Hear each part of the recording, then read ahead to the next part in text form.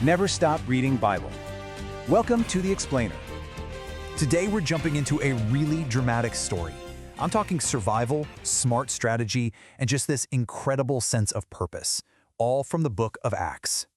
So we're going to be following the Apostle Paul as he navigates this whole series of life-threatening trials.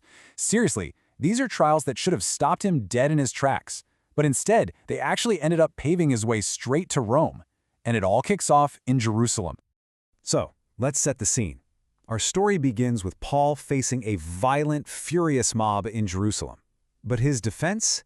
It's an absolute masterclass in how to handle a crisis. Okay, so what Paul does here is it's brilliant. First, he builds this bridge to the very people who want to harm him. He reminds them of their shared heritage, his deep Jewish roots, how zealous he used to be. And then, after he shares his personal story, he drops the bombshell. He plays his trump card.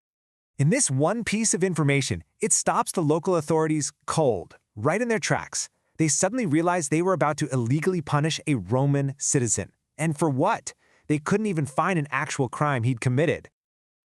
So Paul's Roman citizenship gets him out of that immediate danger. But believe me, his troubles are far from over.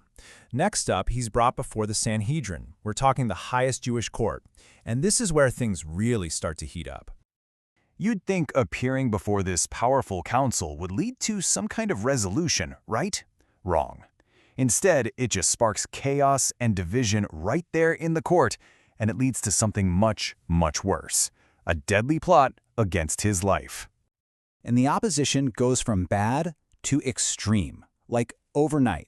We're talking more than 40 men who take this binding oath. They swear they won't eat or drink anything until they've ambushed and killed Paul. They've decided to just take matters into their own hand. But here's the twist. The plot gets discovered. And in a move you just couldn't make up, the Romans, who are, responsible for a citizen's safety, they provide this massive military escort. I'm talking 470 soldiers to get Paul safely out of there and transfer him to the provincial capital, Caesarea. Okay, so now he's safe in Caesarea, but the legal battle is just getting started. Paul now has to face a formal trial before the Roman governor, a guy named Felix. And this is actually fulfilling a prophecy that he would have to stand before rulers and kings. So the prosecution, they bring in this professional lawyer, Tertullus, and he lays out all these serious charges. But Paul's response?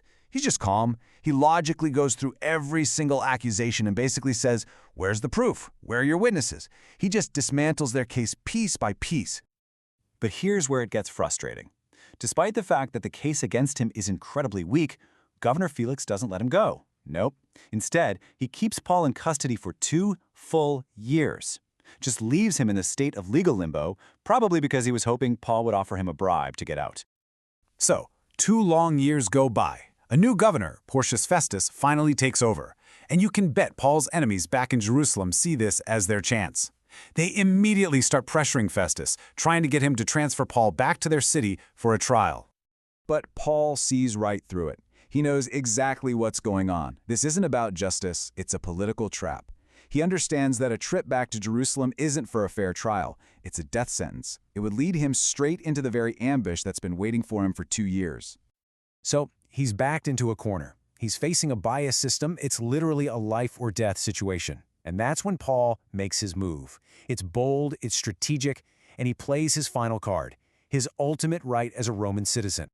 Now this appeal, this was a legally binding right. It simply could not be denied. It completely forced Governor Festus's hand. Suddenly the case was ripped out of the local courts, and Paul's destiny was set on a direct course for the very heart of the empire, Rome.